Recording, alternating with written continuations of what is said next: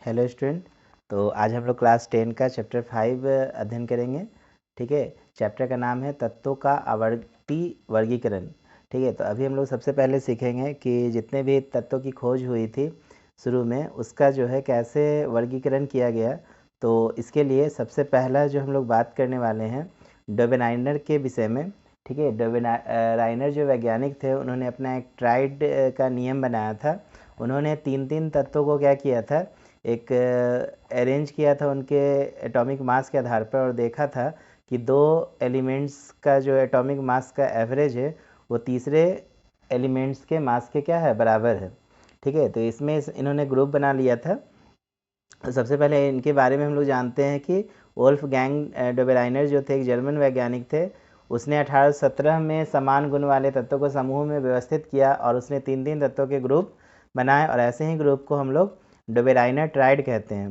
Dobereiner ने बताया कि जब किसी ट्राइड के तीन तत्वों को उनके एटॉमिक मास के बढ़ते क्रम में लगाया जाए तो बीच वाले तत्व का जो एटॉमिक मास है बाकी दो तत्वों के एटॉमिक मास के औसत के बराबर होता है। जैसे उदाहरण के तौर पर आप यहाँ पर देखिए इस टेबल में कि ग्रुप ए में जो मैंने एलिमेंट्स लिया है, लिथियम, सोडियम, पोटासियम, तो उन्होंने जो अरेंजमेंट किया था, उन्होंने बताया कि लिथियम और सोडियम का जो मास है, आप इस दोनों को जोड़ के अगर इसका हाफ करोगे तो जो मास निकलेगा वह सोडियम का होगा। इसी प्रकार कैल्शियम और बेरियम का मास का सम का हाफ जो है स्ट्रांसियम के मास के बराबर है, और क्लोरीन और आयोडीन के मास का सम का हाफ जो है ब्रोमीन के मास के बराबर है। आप यहाँ पे देख रहे हैं सभी में जो और इन्होंने ग्रुप बनाया है, जैसे कि लिथियम, सोडियम, पोटासियम, वह इंक्रीजिंग मास के आधार पर है। देख रहे हैं ना, यहाँ पे 7 है, 23, फिर 39।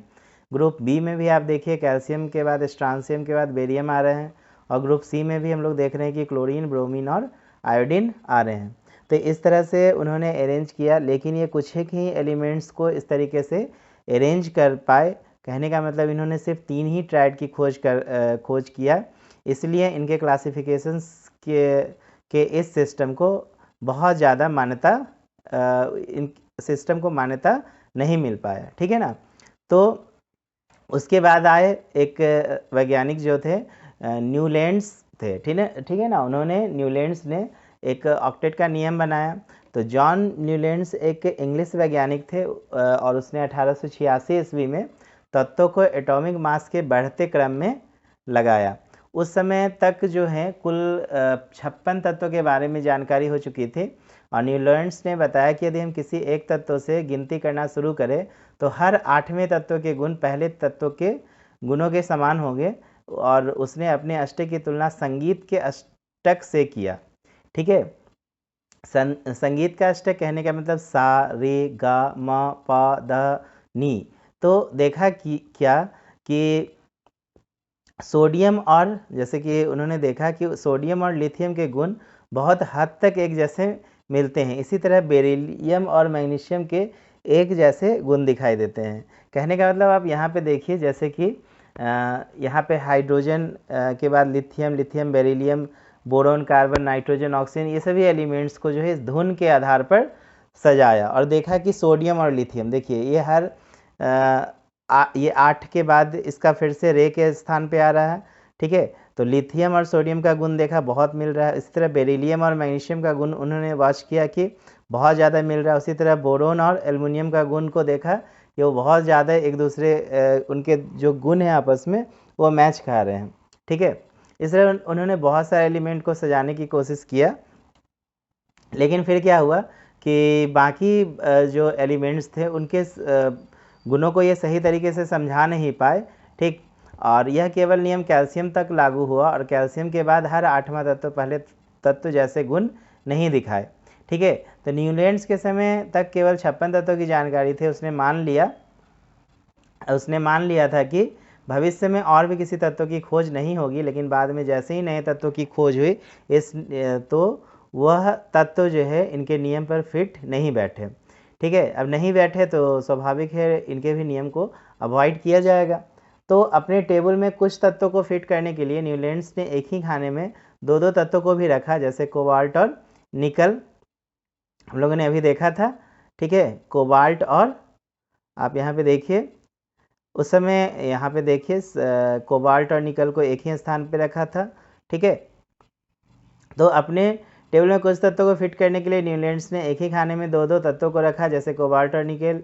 उसने कुछ विभिन्न गुण वाले तत्वों को भी एक ही सुर के अंदर रख दिया, जैसे कोबाल्ट और निकेल को उसी सुर के अंदर रखा गया जहाँ क्लोरीन और फ्लोरीन को रखा गया था। और हम जानते हैं कि कोबाल्ट और निकेल जो है धातु है, जबकि क्लोरीन और फ्लोरीन एक अधातु है।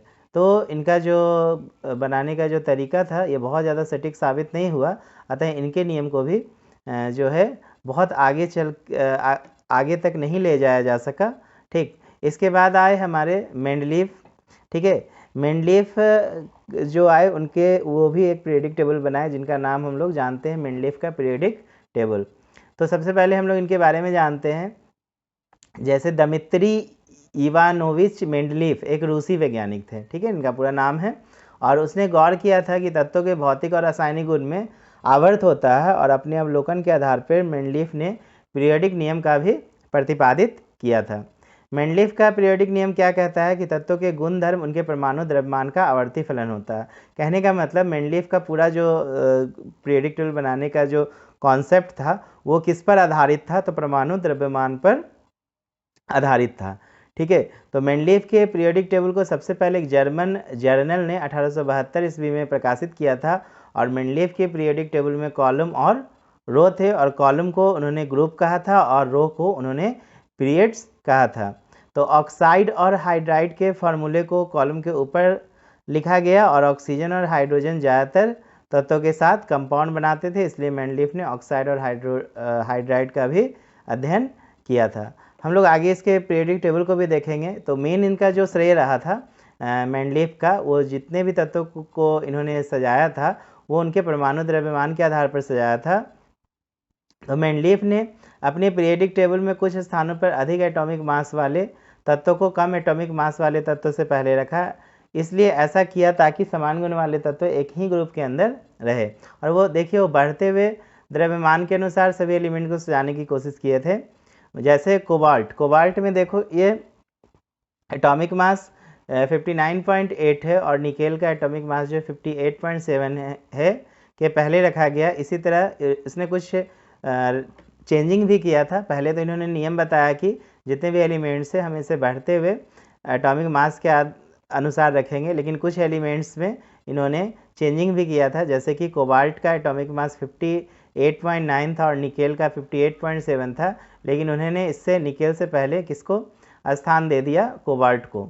इसी तरह एल्युमिनियम का एटॉमिक मास 28.98 था, जबकि सिलिकॉन का 28.09 के पहले इसको रख दिया था, ठीक है, जबकि 28.09 से जो है ये वैल्यू ज़्यादा है। तो मेंडलीफ ने अपने पीरियडिक टेबल में कुछ खाली जगह भी छोड़ दिया था, और भविष्यवाणी यह किया था कि वे खाली स्थान भविष्य में खोजे जाने वाले तत्वों से भरे जाएंगे। और मेंडलीफ ने इन्हीं तत्वों के नाम के लिए उस ग्रुप में उस स्थान के पहले के तत्वों के नाम पे इका प्रीफिक्स लगा दिया था, ठीक है। जैसे स्कैंडियम, गैलियम, जर्मेनियम के गुण क्रम से इक्का बोरोन, इक्का एल्युमिनियम और इक्का सिलिकॉन से मिलते थे। उन्होंने एक टेबल में भी दिया था, जैसे आप देखिए यहाँ पे एटॉमिक मास इक्का एल्युमिनियम और गैलियम के गुण मिल रहे हैं। ऑक्साइड का फार्मूला देखिए, यहाँ पे E2O3 बना रहा है, गैलियम का Ga2O3 बन रहा है।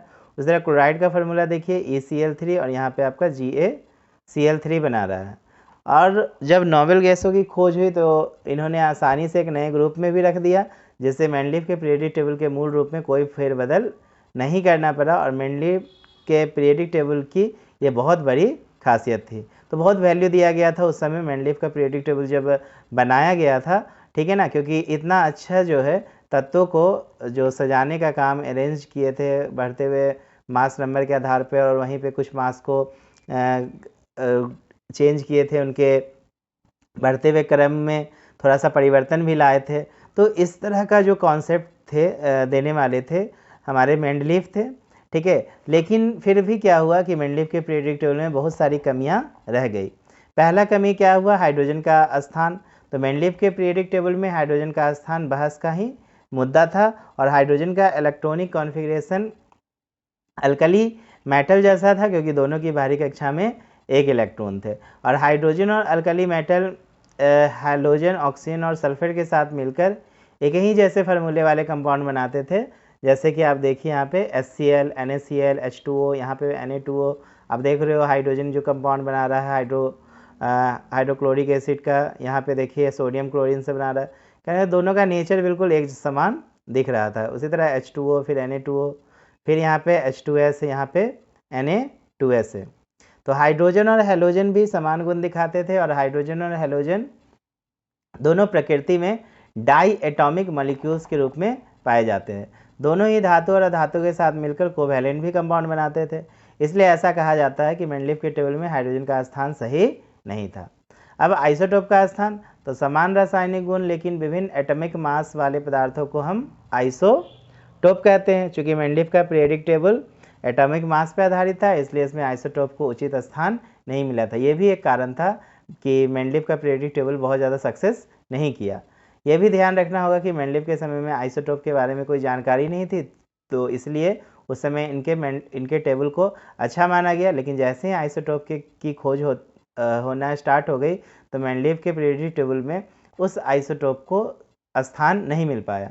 ठीक है, तो इसी को ध्यान में रख के फिर जो हुआ मॉडर्न पीरियडिक टेबल की खोज हुई। आप देख सकते हैं ये मेंडलीफ का पीरियडिक टेबल है, जिसमें मैंने आपको बताया कि 8 ग्रुप हैं। देखिए फर्स्ट, सेकेंड, थर्ड, फोर्थ, 5, 6, 7, 8, ये 8 ग्रुप हैं। इन्होंने पीरियड में भी डिवाइड किया था, 1, 2, 3, 4, 5, 6 पीरियड है। इन्होंने देखिए इसका स्थान भी दे दिया था। सभी एक ही ग्रुप के अंदर 2-2 सीक्वेंस बना दिए थे, ए बी ग्रुप। ठीक है, बाद में क्या हुआ कि बहुत सारी परेशानियां आई। ठीक है, तो इन परेशानियों को दूर करने के लिए जो मॉडर्न साइंटिस्ट थे, उन्होंने मॉडर्न पीरियडिक टेबल की खोज स्टार्ट की। ठीक है, और अब आया आधुनिक periodic table. Modern periodic table में जो आइडिया दिया था हेनरी मोसले ने। ठीक है, हेनरी मोसले 1913 में दिखाया कि एटॉमिक मास की तुलना में एटॉमिक नंबर कहीं अधिक मूलभूत गुण है। इसका मतलब आधुनिक पीरियडिक टेबल जो है बढ़ते हुए एटॉमिक नंबर के आधार पर बनाया गया है। ठीक है, हमसे पूछा भी जाता है कि आधुनिक पीरियडिक टेबल और मेंडलीफ पीरियडिक टेबल में क्या बेसिक अंतर है। ठीक है, तो देखिए मेंडलीफ पीरियडिक टेबल जो है बढ़ते हुए एटॉमिक मास के आधार पर बनाया गया था, जबकि आधुनिक पीरियडिक टेबल जो है एटॉमिक नंबर के आधार पर बनाया गया है। तो इस नई खोज के संदर्भ में मेंडलीफ के नियम में सुधार करते हुए आधुनिक पीरियडिक टेबल का नियम बनाया गया। तो इसका क्या नियम है? तो इसमें कहा गया कि तत्वों के गुण धर्म उनके परमाणु संख्या के आवर्त फलन होते हैं, और जब तत्वों को उनके परमाणु संख्या के बढ़ते क्रम में लगाया जाए तो नए तत्वों की खोज के बारे में बेहतर भविष्यवाणी करना संभव होता है। ऐसा इसलिए संभव होता है क्योंकि एटॉमिक नंबर हमेशा इकाई संख्या द्वारा बढ़ता है, जबकि एटॉमिक मास जो है कहीं शायद ही ऐसा कर पाता है। वहाँ पे हम यूनिट पॉइंट से हम लोग मास को नहीं इंक्रीज़ कर रहे थे, लेकिन नंबर में क्या है कि 1 के बाद 2, 2 के बाद 3, 3 के बाद 4। ठीक है, तो ये आसान खोज हुआ।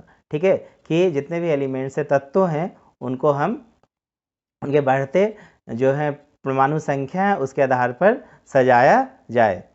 ठीक है, तो मॉडर्न पीरियडिक टेबल में जब सजाया गया तो देखा गया कि मॉडर्न पीरियडिक टेबल में कुल 18 ग्रुप बने और 7 पीरियड बने। तो किसी तत्व के ग्रुप का नंबर और उस तत्व के वैलेंस इलेक्ट्रॉन का नंबर एक ही होता है। ठीक है, हमें पता है कि किसी तत्व के ग्रुप का नंबर याद रखेंगे और उनमें जो वैलेंस इलेक्ट्रॉन हो उसका नंबर एक ही होता है। जैसे कि अब उदाहरण के तौर पे हाइड्रोजन, लिथियम, सोडियम को देखो, ये सभी ग्रुप 1 से बिलोंग करते हैं और इन सब के वैलेंस इलेक्ट्रॉन जो है 1 होते हैं। ठीक है, एक चीज़ और भी याद रखेंगे, मॉडर्न पीरियडिक टेबल बनने के बावजूद भी हाइड्रोजन की स्थिति जो है अभी तक साफ नहीं हो सकी। ठीक है ना, हाइड्रोजन की बाहरी कक्षा में देखिए आज भी 1 इलेक्ट्रॉन है, इसे ग्रुप 1 में रखें, लेकिन हाइड्रोजन की बाहरी कक्षा में अपने निकटतम नोबेल गैस की तुलना में 1 इलेक्ट्रॉन कम है। इस नज़रिए से इसे ग्रुप 17 में भी रखा जा सकता है। तो देखा जाए आज तक हाइड्रोजन की स्थिति जो है वो साफ नहीं हुई है कि उसे एग्जैक्ट कहाँ पर रखा जाए। तो किसी तत्व के पीरियड का नंबर और उस तत्व के एक परमाणु में कक्षाओं की संख्या हमेशा बराबर होती है। उदाहरण के लिए लिथियम, बेरिलियम, बोरॉन और कार्बन को लीजिए। इन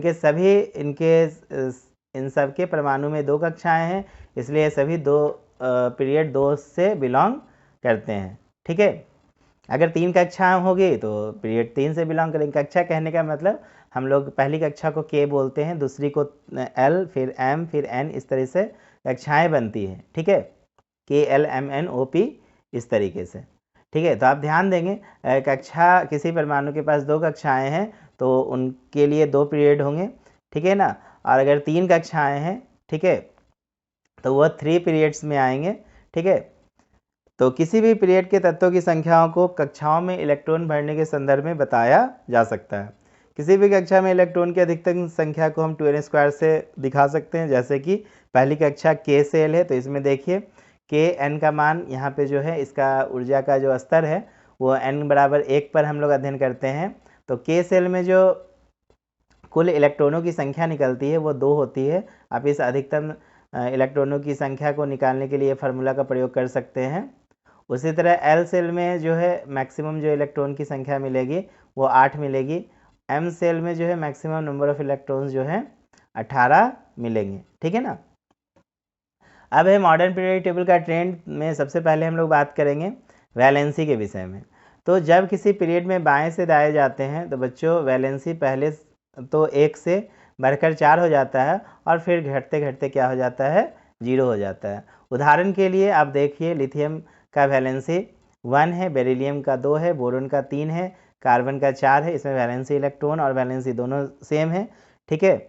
लेकिन जैसे ही हम कार्बन से नाइट्रोजन पे जाते हैं तो वैलेंसी इलेक्ट्रॉन तो बढ़ जाएंगे। अगर हमसे पूछा जाए यहाँ पर वैलेंसी इलेक्ट्रॉन कितने हैं तो हम 5 बोलेंगे, लेकिन वैलेंसी आप देखिए 4 से घट के वापस 0 पे हो जा रहा है, ठीक है। वैलेंसी क्या होते हैं, जो बाह्यतम कक्षा में इलेक्ट्रॉन मौजूद होते हैं और जो शेयरिंग करने के लिए रिस्पॉन्सिबल होते हैं उन्हें हम वैलेंसी कहते हैं। और वैलेंसी इलेक्ट्रॉन वैलेंसी के द्वारा हम लोग बॉन्ड भी देखते हैं, बनाते हैं। और वैलेंसी इलेक्ट्रॉन के सारे इलेक्ट्रॉन जरूरी नहीं है कि वो बंधन बनाए किसी अदर एलिमेंट्स के साथ, ठीक है।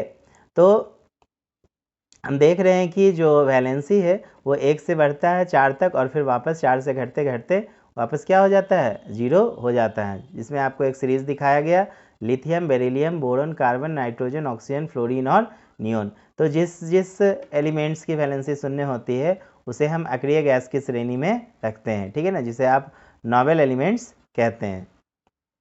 एटॉमिक रेडियस क्या होता है, तो बच्चों जब हम किसी पीरियड में बाएं से दाएं जाते हैं तो प्रोटॉन की संख्या बढ़ने के कारण न्यूक्लियर चार्ज बढ़ जाता है, ठीक है ना। लेफ्ट टू राइट जब आप पीरियडिक टेबल पे बढ़ोगे, ठीक है, तो ध्यान देंगे कि प्रोटॉन की संख्या बढ़ेगा। प्रोटॉन की संख्या बढ़ने से क्या होता है, न्यूक्लियर का चार्ज बढ़ता चला जाता है और न्यूक्लियर का चार्ज जितना ज़्यादा बढ़ेगा तो इलेक्ट्रॉन जो होते हैं वो न्यूक्लियस की ओर खींचने लगते हैं।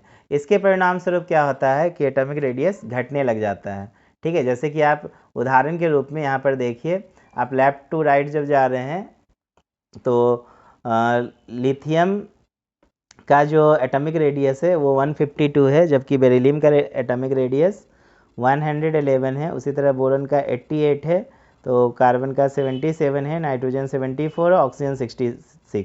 इसका मतलब ये हुआ कि जैसे हम लेफ़्ट टू राइट जा रहे हैं तो लिथियम पे जो चार्ज है, ठीक है, लिथियम की जो चार्ज है, ठीक, बेरिलियम से कम है। इसका मतलब बेरिलियम पे जो चार्ज होंगे में जो प्रोटोनों की संख्या होगी वो लिथियम से ज़्यादा होगी। बोरोन में जो प्रोटोनों की संख्या होगी बेरिलियम से ज़्यादा होगी। अब प्रोटॉन की संख्या बढ़ेगी तो इसके न्यूक्लियर चार्ज बढ़ जाएंगे और इसके इर्द गिर्द जो इलेक्ट्रॉन होंगे वो उनके न्यूक्लियस की तरफ खींचते जाएंगे और खींचने से इनके साइज़ जो होते हैं एटम के छोटे होते जा रहते हैं। अब एटम का साइज़ छोटा होना ये दिखाता है कि रेडियस भी छोटा होता चला जा रहा है।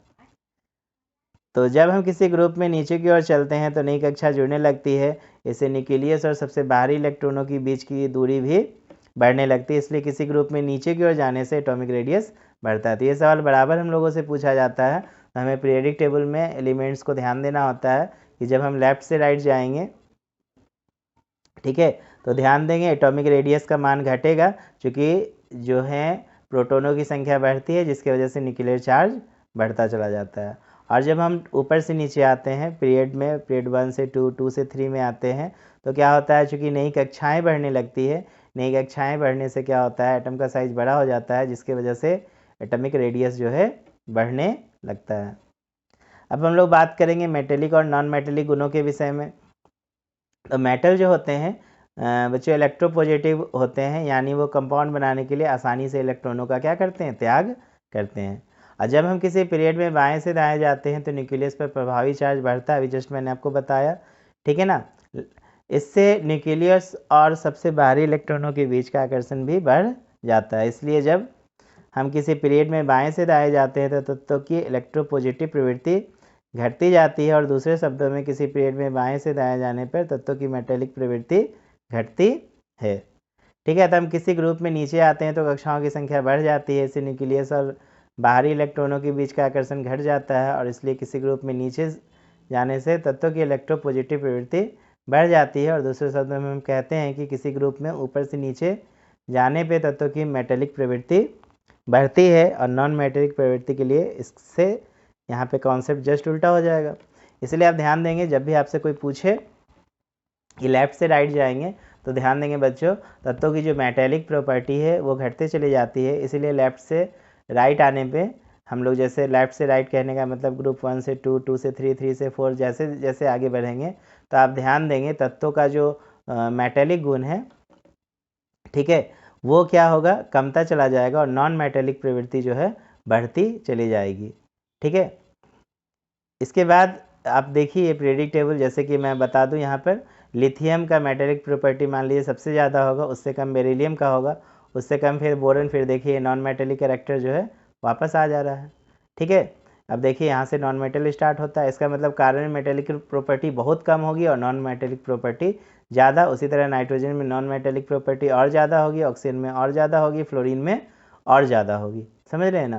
तो जैसे जैसे लेफ्ट से राइट आइएगा मेटेलिक प्रॉपर्टी में क्या होती है, डिक्रीमेंट होती है, और नॉन मेटेलिक प्रॉपर्टीज़ इंक्रीज करते चली जाती है।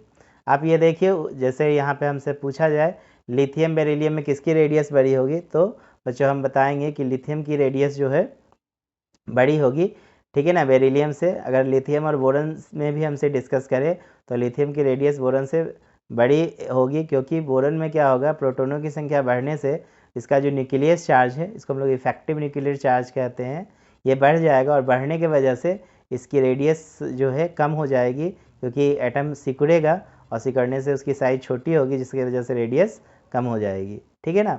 इसी तरह आप सोडियम मैग्नीशियम में देख सकते हैं कि मैग्नीशियम की रेडियस जो होगी सोडियम से छोटी होगी। आप सोडियम एल्युमिनियम में डिस्कस कर सकते हैं, एल्युमिनियम की रेडियस सोडियम से छोटी होगी। इस तरह आप लेफ्ट टू राइट जाइएगा तो रेडियस आपको घटती हुई मिलेगी, ठीक है ना। लेकिन ऊपर से नीचे आएंगे, जैसे हम सोडियम और पोटासियम में बात करें तो पोटासियम की रेडियस बड़ी होगी, किससे, सोडियम से। उसी तरह पोटासियम रुबीडियम में देखिए तो रुबीडियम की रेडियस जो है बड़ी होगी पोटासियम। इसका वजह ये है कि यहाँ पर जो है सेल कक्ष की संख्या क्या हो जा रही है, बढ़ जा रही है। अगला अब हम लोग बात करते हैं कि डोबेराइनर ने बताया कि जब किसी ट्राइड के 3 तत्वों को उनके लगाए तो बीच वाले तत्व एटॉमिक मास का मान बाकी 2 तत्वों के एटॉमिक मास के औसत के।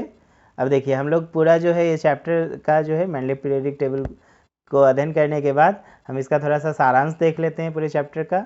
तो पहला पॉइंट मैंने लिखा है कि डोबेराइनर ने बताया कि जब किसी ट्राइड के तीनों तत्वों को उनके एटॉमिक मास के बढ़ते क्रम में लगाया तो बीच वाले तत्व के एटॉमिक मास का मान बाकी 2 तत्वों के एटॉमिक मास के औसत के लगभग बराबर होता है। दूसरा पॉइंट देखिए, न्यूलैंड के ऑक्टेट के नियम के अनुसार यदि हम किसी एक तत्व से गिनती शुरू करें तो हर 8वां तत्व जो है समान गुण दिखाता है। मेंडलीव का पीरियोडिक नियम देखिए कि क्या कहा कि तत्वों के गुणधर्म उनके परमाणु द्रव्यमान के आवर्ती फलन होते हैं। अगला पॉइंट क्या है कि मेंडलीव ने अपने पीरियोडिक टेबल में कुछ खाली स्थान छोड़े थे और भविष्य में ये भविष्यवाणी की थी कि भविष्य में खोजे जाने वाले तत्वों को हम आसानी से इस जगह पे भर सकते हैं। अगला पॉइंट है कि जब नोबेल गैस की खोज हुई तो मेंडलीव के टेबल की मूल रचना में छेड़छाड़ किए बिना उन्हें एक नए ग्रुप में डालना संभव हो पाया, ठीक है। ये सब पॉइंट्स ऑब्जेक्टिव क्वेश्चन के लिए काफ़ी इंपॉर्टेंट माने जाते हैं। अगला पॉइंट है कि मेंडलीव के पीरियोडिक टेबल में हाइड्रोजन के स्थान पर दुविधा थी, क्योंकि इसे अल्काली मेटल के साथ यानी कि अल्कली मेटल के साथ रखा जा सकता था और हेलोजन के साथ भी, फर्स्ट ग्रुप में और फर्स्ट में और 17th ग्रुप में, ठीक है ना। मॉडर्न तो उस समय तो मेंडलीव पीरियोडिक टेबल में ऐसा नहीं था, ये बातें जो हुई थी मॉडर्न में हुई थी, ठीक है।